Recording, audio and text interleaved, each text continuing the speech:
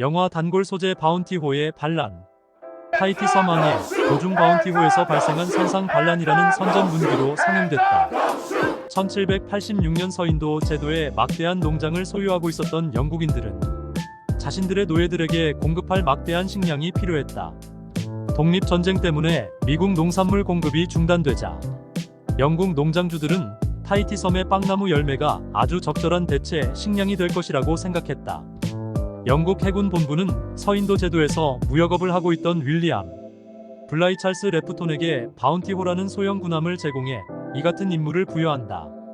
한때 선장 노릇을 했지만 불명예 퇴진을 했던 블라이는 영국 해군 최고 순회 중에 한 명인 조셉 뱅크스, 경헨리 스테파슨의 적극적인 후원을 등에 업고 이번 항해에서 지난 시절의 과오를 말끔히 씻어내겠다는 각오를 다진다.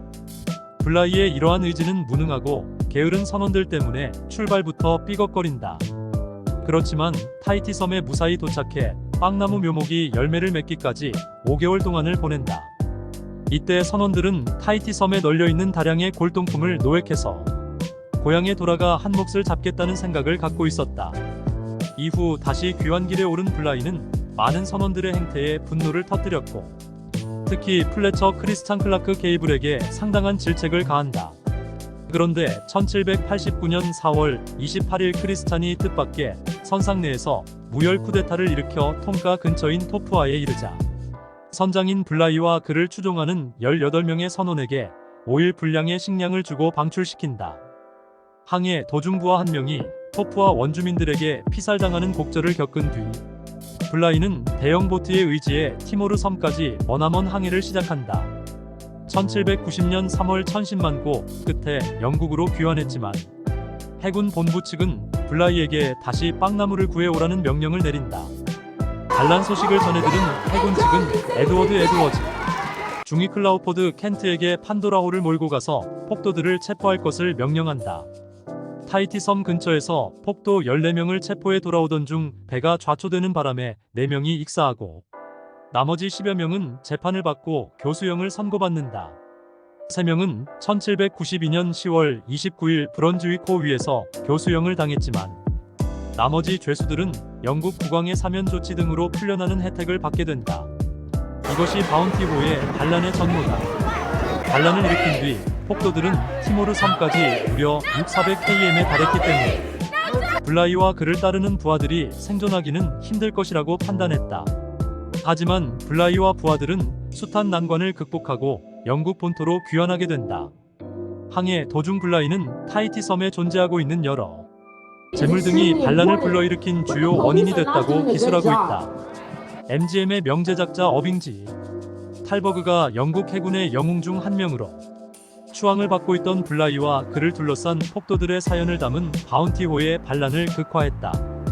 오프닝에서 바운티호 반란 사건 후 영국 해군에서는 장교와 사병 간의 상호 존중이 법적 장치로 보장됐다고 한다. 영국 해군은 5대양 6대주를 항해하는 모든 선박들의 든든한 후원자라는 깊은 인상을 심어주었다는 문구가 보여지고 있다. 블라이 역을 연련한 찰스 레프톤은 선원들의 반란을 불러일으킨 냉소적인 태도와 한편으로는 영국 해군의 권위를 살린 양면적인 면을 연련해 탑스타 자리에 오르게 된다.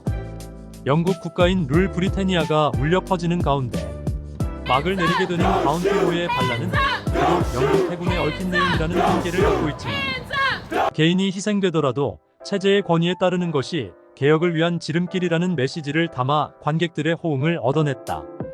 블라이가 일부 해군 수병들에게 바운티호의 망난이라는 악평을 들었던 것은 여타 선장들이 체벌 등 육체적인 징벌을 내렸던 것에 비해 블라이는 모욕감을 느끼게 하는 욕설과 상대방을 깔보는 듯한 태도 그리고 지위에 걸맞지 않는 과도한 행동을 했던 것 등이 부하들로부터 신임을 잃게 되는 결정적인 원인이 됐다는 지적이 제기됐다. 이 사건을 놓고 영국 해군이 전력을 쏟아 반란자들을 체포했던 것은 사건 당시 프랑스에서 일어났던 민중혁명의 불꽃이 이 사건으로 인해 더욱 확대되는 것을 꺼렸기 때문으로 알려지고 있다. 반란을 주도한 플래처 크리스찬에 대해 블라이는 땀을 많이 흘리는 자이기 때문에 만지는 물건마다 더럽게 만들고 있다는 등 신체적 약점을 기술하고 있다. 그렇지만 1등 항해사 신분에서 반란을 주도했던 플래처는 대대로 법조인을 배출했던 명망가 집안에서 출생한 것으로 기록되고 있다. 1935년 작에서 이 배역을 제의받은 클라크 게이블은 차기 출연작이었던 바람과 함께 사라지다에서 강렬한 인상을 남겨준 코수염을 깎아야 했고, 블라이의 행동을 받아들이는 수동적인 역할 때문에 출연하는 것을 놓고 한동안 고심했다고 한다. 그렇지만 게이블은 바운티호 선원 중에서 가장 친근하고 착한 심성을 갖고 있는 배역을 창조해내면서 자신의 히트작으로 만들어낸다. 1962년 작에서 크리스찬 배역을 제의받은 말론 브란도도 게이블처럼 탐탁치 않게 여겼고, 차라리 반란자들 가운데 가장 포악하고 파괴 행위를 일삼다가 말년에는 종교로 귀의하게 되는 존 밀즈 역을 선호했다고 합니다. 여기에 게이블과 비교되는 것을 꺼려했지만 당시로서는 거액인 $500,000의 출연료 때문에 출연을 결정한다. 그렇지만 그는 촬영 시작부터 감독인 캐럴 리드와 제작 방향에 대한 시비를 벌여 루이스 마일스톤으로 교체되는 곡절을 겪는다. 여기에 그치지 않고 말론 브란도는 급기야 플래처 크리스찬이 신사의 기품을 갖고 있는 멋있는 남자로 묘사되어야 한다고 주장하면서 촬영 막바지에는 스스로 감독 행세까지 하는 월권을 하는 바람에 영화가 졸작으로 낙착되는 원인을 제공하게 된다.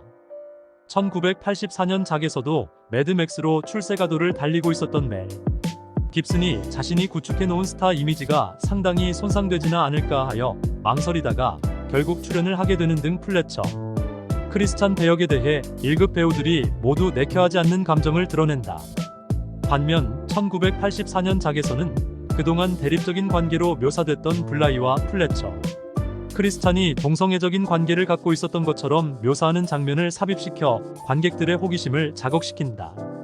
1935년 작은 카탈리나와 타히티 섬에서 벌어졌던 일들에 대한 관심과 과다한 폭력의 의미를 부여하기 시작한 20세기. 역사적 흐름이 채찍과 고문이 난무하는 이 영화에 관심을 쏠리게 했다는 흥행 진단을 받으면서 제작비의 2배에 달하는 $450만 수익을 올린다. 바운티호의 반란 역대 작품 리스트. 바운티호 1984년 선상 반란에 얽힌 극적인 내용을 다룬 노드 호프홀의 원작 소설을 다시 영상화했다. 블라이 선장이 가하는 부당한 대우에 반발하는 플래처의 행동을 부각시켜주고 있다. 감독 로저 도널드슨, 주연 멜 깁슨, 안소니 홉킨스, 로렌스 올리비에. 바운티호의 반란 1962년 1935년 작의 전투 장면이나 남태평양 해안의 풍경 등을 풍성한 칼라 영상에 담아 블라이 선장에 대해 반발하는 선원들의 행동을 보여주고 있다.